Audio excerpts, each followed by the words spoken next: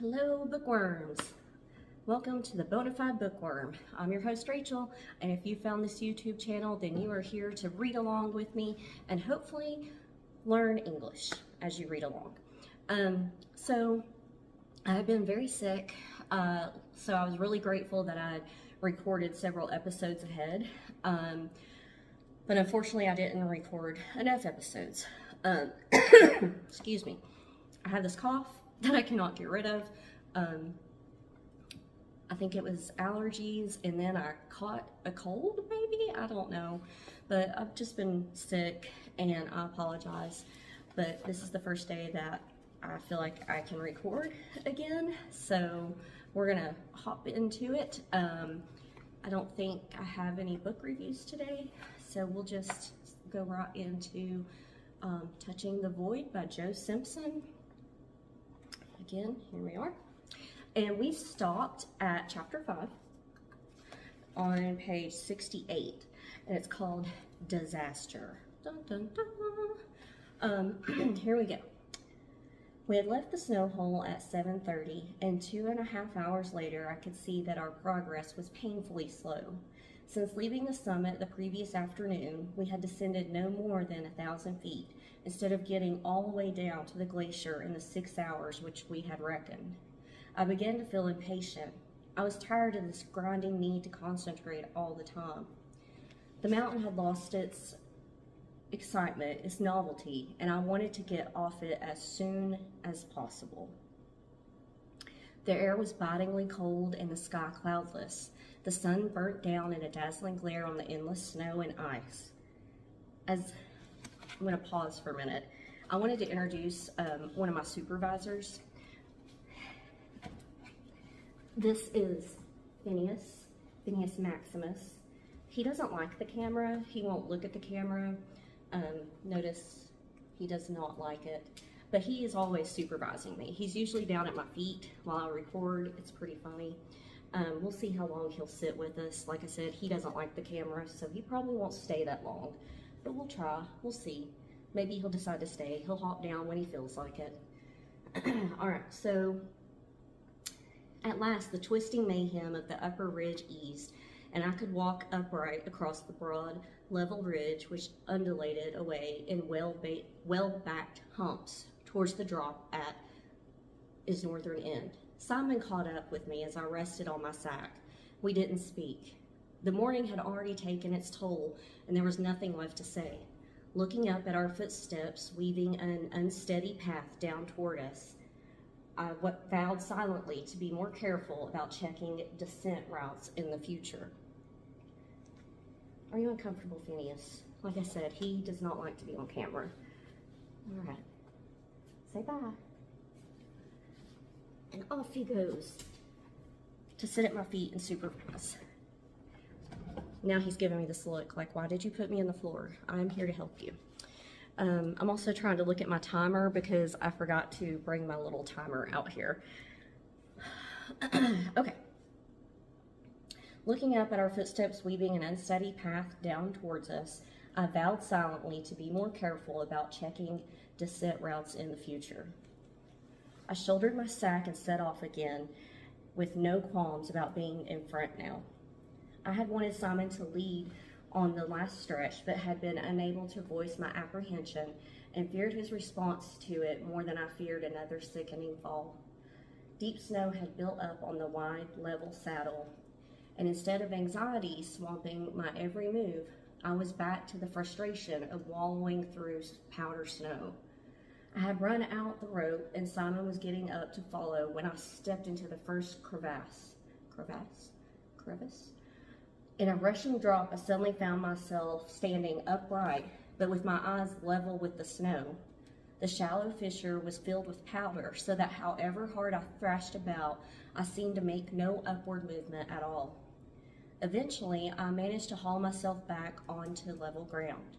From a safe distance, Simon had watched my struggles with a grin on his face. I moved farther along the ridge and sank down again, neck deep in snow. I yelled and cursed as I clawed my way back onto the ridge, and by the time I had traversed halfway across the plateau above it, I had fallen into another 4 small crevasses. However hard I tried, I could not see any telltale marks indicating their presence. Simon was following a full rope's length behind. Frustration and the mounting exhaustion maddened me to a fury which I knew would be vented on Simon if he came close enough. Then, crouching beside the hole I had just made, trying to regain my breath, I glanced back and was shocked to see clear through the ridge into the yawning abyss below. Blue-white light gleamed up through the hole from the expanse of the west face, which I could see looming beneath it. Suddenly, it clicked in my brain why I had fallen through so many times. It was all one crevasse, one long fracture line cutting right through the enormous humping cornices that made up the plateau. I moved quickly away to the side and shouted a warning to Simon. The rolling ridge had been so wide and flat it had never occurred to me that we might actually be standing on an overhanging cornice, one as large as the summit cornice, but stretching for several hundred feet. If it had collapsed, we would have gone with it. I kept well back from the edge after that, leaving a healthy margin of 50 feet. Simon had fallen with the smaller cornice collapse when he was 40 feet back from the edge. There was no point in taking chances now that the flutings on the east side had eased into a uniformly smooth slope. My legs felt leaden trudging through the deep snow towards the end of the plateau. As I crested the last rise in the ridge and glanced back, I saw Simon hauling himself along in the same head-down, dog-tired manner as myself, a full rope's length from me, 150 feet away, and I knew he would be out of sight once I began descending the long, easy, angled slope ahead. I had hoped to see the slope run down to the coal, but was disappointed to find it was rising slightly to a minor summit of cornices before dropping steeply down again. Even so, I could see enough of the south ridge of Urapaha to know that the coal would certainly lie immediately below that next drop, and then we would be at the lowest point on the ridge connecting Urapaha and Sayula Grande. Another half hour would put us on that coal, and it would be easy going from there to the glacier. I perked up. Starting down, I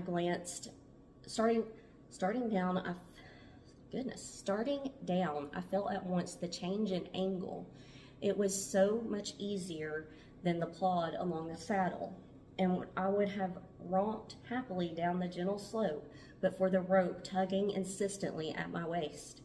I had forgotten that Simon would still be wearily following my tracks on the saddle. I had expected to be able to take a direct line to the small rise without encountering any obstacles, and was surprised to find that the slope ended abruptly in an ice cliff. It cut right across my path at right angles, bisecting the ridge. I approached the edge cautiously and peered over a 25-foot drop. The slope at its base swept down to the right in a smooth, steeply angled face. Beyond that lay the last rise on the ridge, about 200 feet away. The height of the cliff increased rapidly as it cut away from the ridge. I stood roughly midpoint on this wedge of ice running across the ridge, with its narrow edge abutting the ridgeline. I traversed carefully away from the ridge, occasionally looking over the cliff to see if there was any weakness in the wall, which stood 35 feet high at its end. I had already discounted the possibility of sailing past the cliff, for the snow at the top of the cliff was too loose to take an ice stake. So we are at, 10 minutes, 10 and a half-ish minutes. So we're going to stop here on page 70. I intend to record a lot this weekend so that if I continue with my sickness, my illness, we will have plenty of episodes to get posted, and you won't have to wait much longer for another episode.